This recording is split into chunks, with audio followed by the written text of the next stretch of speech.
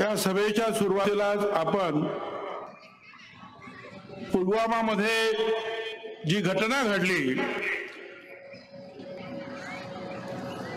CRPF चे जवान बसेसमधून जात असताना आरडीएक्स भरलेली एक गाडी त्यांच्यावर आदळली. जवानांना घेऊन जाणारी ती बस आकाशात उडाली. त्याचबरोबर त्या बसमध्ये असलेल्या 44 जवानांच्या शरीरांचे तुकडे तुकडे जे आहेत सर्वत्र पसरले. अतिशय गंभीर गोष्ट हे झाल्याबरोबर 6:30 वाजता प्रियंका गांधी यांची प्रेस कॉन्फरन्स दिल्लीमध्ये होती. पहिलीच प्रेस कॉन्फरन्स. त्यांनी ताबडतोब ती प्रेस कॉन्फरन्स त्या सगळ्या शहीदांना आदरांजली अर्पण केली आणि प्रेस कॉन्फरन्स रद्द केली. आणि त्याच वेळेला 3:30 ला हा हमला झाला. 5:45 वाजता देशाचे पंतप्रधान उत्तराखंडमध्ये भाषण करत होते. 6:30 वाजता आदित्यनाथ योगी केरळमध्ये भाषण करत होते. 8 वाजता अमित शाह कर्नाटकमध्ये राम मंदिर वही बनाएंगे म्हणून सांगत होते. आमचे सीएम मातोश्रीवर वाटाघाटी करत होते. मला सांगा आता यात समजदार कोण?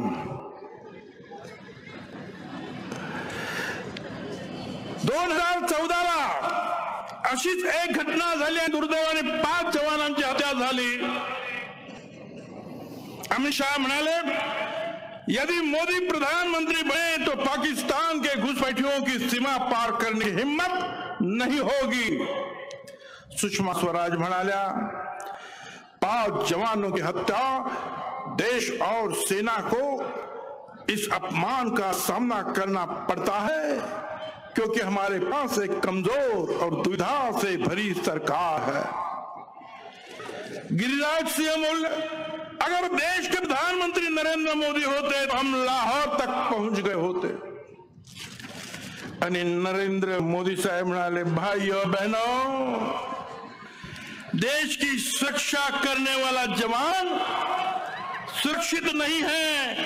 ऐसी सरकार इस देश को नहीं चाहिए.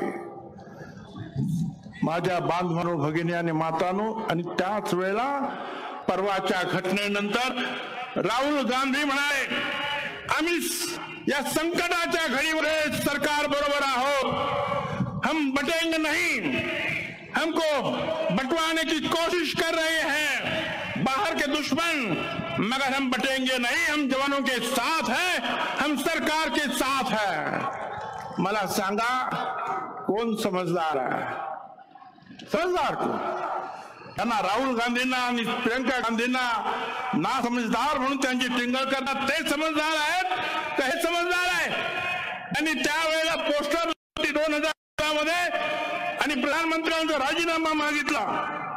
लक्षात घ्या, मनमोहन सिंग यांच्या कारकिर्दीतल्या 10 वर्षामध्ये 171 शहीद झाले आणि यांच्या 4 वर्षाच्या मध्ये मोदीच्या 721 जवान शहीद झाले.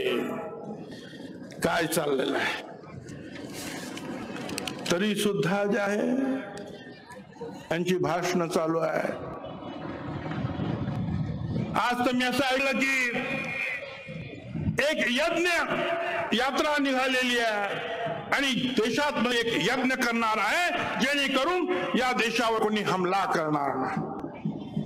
मला त्यांना सांगायचं आहे ना जियो का डाटा चाहिए, ना पतंजलि का आटा चाहिए, जनधन बैंक ना खाता चाहिए, ना अंबानी अडानी टाटा चाहिए. पाकिस्तान में इंदिरा जी के समय वाला सन्नाटा चाहिए. या अशा नुसत्या पूजांनी यज्ञांनी काम होणार, त्याच्यासाठी 56 इंच छाती असलेली माणसं पाहिजे. या देशात काय चाललेलं आहे? 1965 ला पाकिस्तानची कंबर तोडली लाल बहादूर शास्त्रींनी, आणि त्यावेळा त्यांनी घोषणा दिली, जय जवान जय किसान. जवानाचा जय जयकार झाला पाहिजे, पण त्या जवानाच्या पाठीमागे किसान सुद्धा तेवढ्या मजबूतीनं उभा राहिला पाहिजे, त्याचा सुद्धा जय जयकार झाला पाहिजे. काय चाललंय आता? आज शेतकरी सुद्धा आत्महत्या करताय आणि जवानांच्या शरीराचे जे आहे तुकडे होताय. कायदा सुव्यवस्था कुठे राहिली नाही. दादरीच्या अखलाकला दादरीमध्ये केवळ त्याच्या घरामध्ये बीफ आहे म्हणून त्याला बाहेर काढलं आणि त्याच्या बायका पोरांसमोर त्याचे तुकडे तुकडे केले. सुबोध कुमार सिंग नावाच्या इन्स्पेक्टरनं ते मांस लॅबोरेटरीत पाठवून चौकशी केली आणि सांगितलं की ते बीफ नव्हतं. रखलाक हकनाक मारला गेला. सुबोध कुमारची बदली बुलंदशहर मध्ये झाली. परत एकदा अफवा उठली, गोमांस गोमांस गोमांस. पोलीस चौकीवर सगळे चालून गेले बुलंदशहरच्या. सुबोध कुमार इन्स्पेक्टर बाहेर आला आणि सांगितलं मी चौकशी करतो. सगळं काही ठरवलेलं होतं. जमावाने चौकी पेटून दिली. सुबोध कुमार हात जोडत होता, थांबा मी चौकशी करतो. सुबोध कुमारला इन्स्पेक्टरला खाली पाडलं, त्याला तुडवलं, त्याचं पिस्तूल काढलं आणि त्याला गोळ्या घातल्या. काय काय सुव्यवस्था चालली. आल्या बरोबर या सरकारनं जर काय केलं असेल मोदी सरकारनं, तर सगळ्या ज्या आहे मान्यवर मान्यता प्राप्त संस्था मोडीत काढल्या. पहिल्यांदा आल्याबरोबर प्लॅनिंग कमिशन मोडीत काढलं. महाराष्ट्राला पैसा किती आला, किती द्यायचा, शेतकऱ्यांना किती द्यायचा, जवानांना किती द्यायचा, प्लॅनिंग कमिशन खलास. सुप्रीम कोर्टाचे लोक सुद्धा आहेत, जजेस, ते सुद्धा बाहेर येऊन तक्रार करायला लागले. अशीच एक दिवशी नोटबंदी झाली आणि सांगितलं रात्रीच्या भाषणामध्ये त्याने, भाई और बहनों, आज रात के 12 बजे के बाद 500 रुपए की नोट और 1000 रुपए की नोट एक कागज मात्र टुकड़ा बनकर रह जाएगी. अरे 500 रुपये 1000 रुपये, उद्या औषधं आणायची, दूध आणायचं, शाळेमध्ये फी भरायची, आणि कागज मात्र टुकड़ा.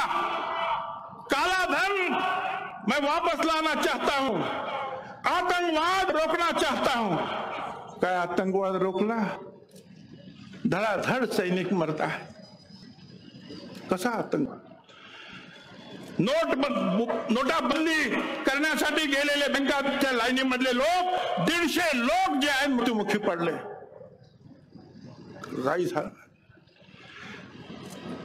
अरे हे जे आहेत ना चॅनल वाले, यांना विचारा ना, यांच्या सुद्धा जे आहेत ना मोठे मोठे अँकर मोदींच्या विरुद्ध बोलले का ताबडतोब फोन का दुसऱ्या दिवशी जे आहे तो अँकर बाहेर.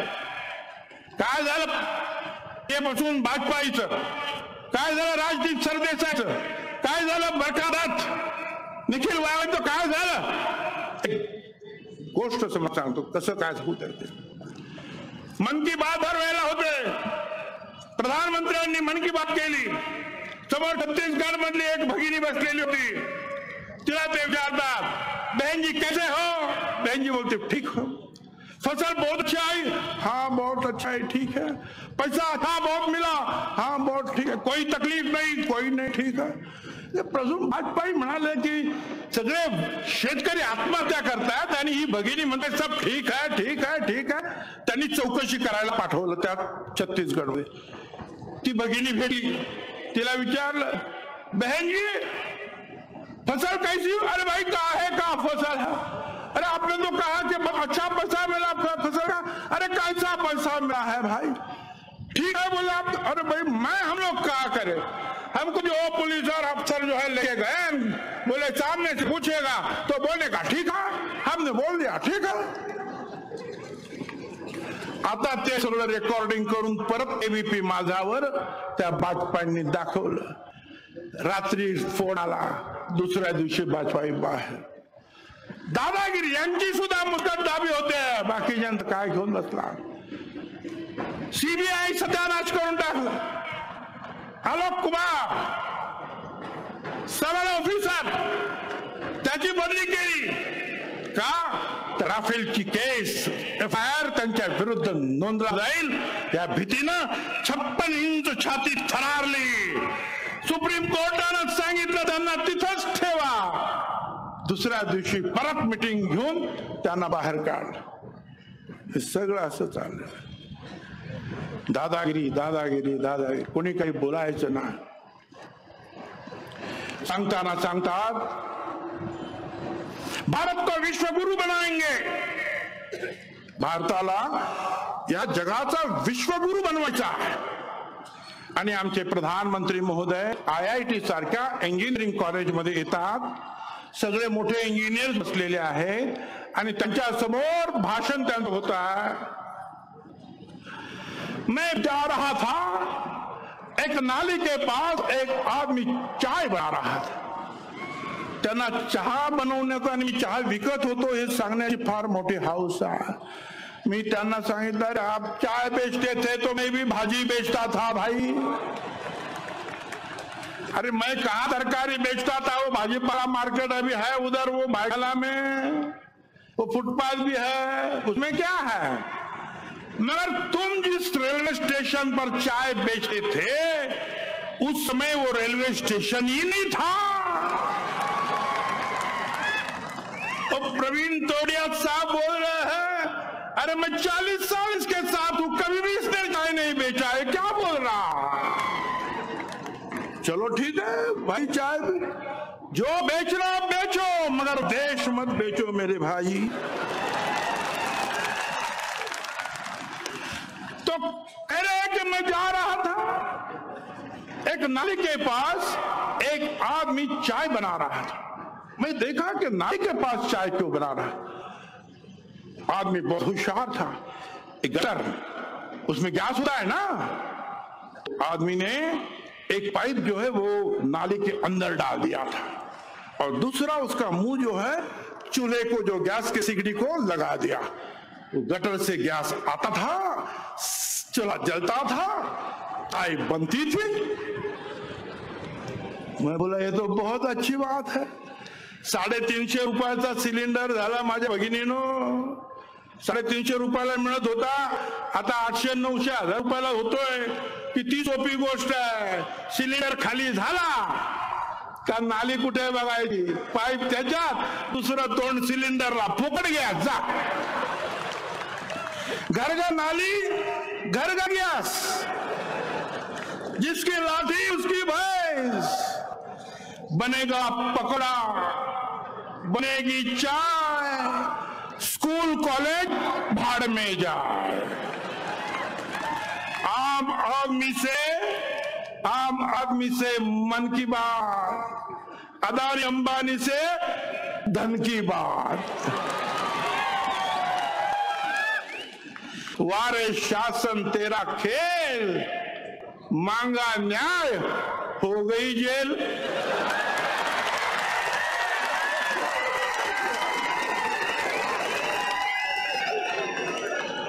काय करता 2.5 वर्ष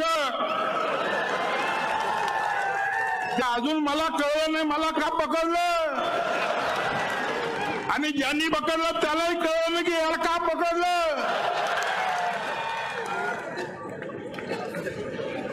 दिल्लीमध्ये महाराष्ट्र सदन बांधण्यात आलं, त्यामध्ये म्हणाले 25,000 कोटीचा भ्रष्टाचार, मग म्हणाले 10,000 कोटीचा भ्रष्टाचार, आता म्हणता 850 कोटीचा भ्रष्टाचार। मला असं वाटतं त्या मंत्रिमंडळाच्या उपसमितीमध्ये अशोकराव पण असणार. विलासराव देशमुख मुख्यमंत्री असताना त्यांच्या अध्यक्षतेखालील कमिटीनं मंत्र्यांच्या चमनकर नावाच्या माणसाला कॉन्ट्रॅक्ट दिलं 100 कोटी रुपयामध्ये महाराष्ट्र सदर बनवा, आरटीओ ऑफिस बनवा, हाय माउंट गेस्ट हाऊस बनवा वगैरे वगैरे.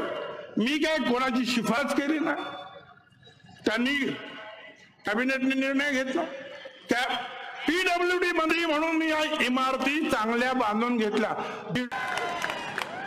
छत्रपती शिवाजी महाराजांचं काम, पुतळा उभा करायचं काम, त्याच्यावर बंदी आली आणि ज्याच्यावर बंदी होती त्या डान्स बारवर ती बंदी उठली. काय वकील, काय महाराष्ट्र सरकार, काय बघताय काय? महागाईचं काय सांगायचं साहेब, तुम्हाला जास्त वेळ नाही म्हणून जरा आठवतं घेतोय. पण महागाई एवढंच सांगतो, काँग्रेसच्या राज्यामध्ये खिशात पैसे घेऊन गेले तर पोतभर सामान येत होतं बरं का. आता खिसाभर पैसे दिले तर पिशवीत सामान येतं. आणि जर हे सरकार परत आलं तर पिशवीभर पैसे न्यावे लागतील आणि खिशात सामान आणावं लागल. हे पेट्रोल म्हणतात ना, पेट्रोलचा भाव किती वाढतोच आहे. मोदी साहेबांच्या वयाच्या पलीकडे गेला तो भाव. लालकृष्ण अडवाणी साहेबांच्या वयाबरोबर तो भाव आलेला आहे आता पेट्रोलचा.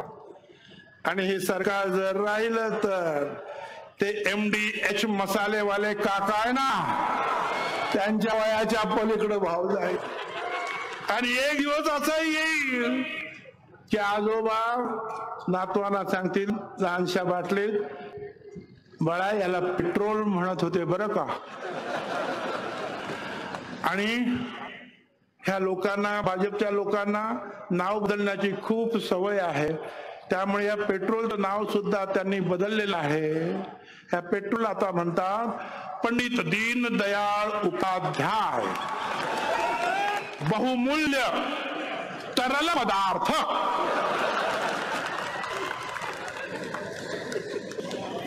काय सांगायचं, सगळं फेल हो यांचं, ह्यात सगळं फेल यांचं. या आमच्या दिल्लीवाल्या साहेबांची डिग्री फेल, त्यांचं घर फेल, गुजरात मॉडेल फेल, लग्न फेल, नोटबंदी fail, make in India fail, startup India fail, digital India fail, skill India fail, smart city fail, GST fail, 2 कोटी लोकांना नोकऱ्या तेही फेल, 15 लाखाचा वादा फेल, आणि आता राफेल. 550 कोटीचं विमान 1650 कोटीला का घेतलं हे काही कोणी सांगायला तयार नाही. आणि ती विमानं आमच्या नाशिकला ते कारखाना आहे, यशवंतराव चव्हाण साहेबांनी त्यावेळेला चव्हाण साहेबांना बिनविरोध संरक्षण मंत्री असताना निवडून दिलं खासदार म्हणून तो मिगचा कारखाना नाशिकला निघाला. तिथे मिग विमानं बनता आहे, तिथे ते सुखोई विमानं सुद्धा. त्यांना ते विमानं बनवण्याचा कॉन्ट्रॅक्ट दिला असता ते कॉन्ट्रॅक्ट काढून एका रात्रीत अंबानीला कॉन्ट्रॅक्ट दिलं 550 कोटीचं, 1650 कोटीला का. आणि मिग कारखाना सरकारचा ते अंबानीला का. ज्या अंबानी खेळण्यातलं सुद्धा विमान त्या अंबानीने बनवलं नाही, त्यांना पार एकदम राफेल विमान बनवणार. सगळा पैशाचा कारोबार, सगळा पैशाचा. मला आपल्याला सांगायचं, या सगळ्यांना जे आहे आतापर्यंत, हे आमचे शिवसेनेचे मित्र आहेत ना, ते आतापर्यंत म्हणत होते की हे सगळं जे आहे म्हणजे एवढे त्यांच्या विरुद्ध बोलायचे, म्हणजे आम्ही सुद्धा त्यांच्या विरुद्ध जे आहे बोलत नव्हतो, एवढे त्यांच्या विरुद्ध हे सगळे जे आहेत बोलत होते. काय बोलत होते ठाकरे साहेब, आजवर आमची मैत्री पाहिली मात्र वाघाचा पंजा नाही पाहिला. मग आमचे फडणवीस साहेब, वाघाच्या दरड्यात घालून हात मोजतो दात, आज आमची जात आम्हाला पंजा दाखवू नका. वाघाचे मुके घ्यायला काय गेला रे बाबा काल तुम्ही. भाजप बरोबर युती करणार नाही. लढाई सुरुवात झाली. 25 वर्ष आम्ही सडलो. शिवसेना एकाकी लढेल. भगवा महाराष्ट्रात एकाकी फडकवेल. मैत्रीपूर्ण सामना नाही. युतीचं राजकारण बस झालं. या सरकारने जनतेला फसवलं. युती करणार नाही. राजीनामे खिशात घेऊन फिरतो. अफजल खानाची फौज दिल्लीवरून येते, तिथं आम्ही कोथळा बाहेर काढू. फडणवीस म्हणतात शिवसेनेचं प्रेम छुपाय, आमचं उघड आहे. कोणी किती नाकारत तरी आम्ही करू. शिवसेना पोकळ धमक्या पादऱ्या पावट्याला घाबरत नाही. संजय राऊत पहारेकरी चोर आहे. उद्धव ठाकरे म्हणतात मोदींना कर्जमाफी महाघोटाळा आहे. उद्धव ठाकरे म्हणतायत त्या सरकारला पण पहारेकरी चोर आहे. तर त्या चोराच्या संगतीला का जाऊन बसलात.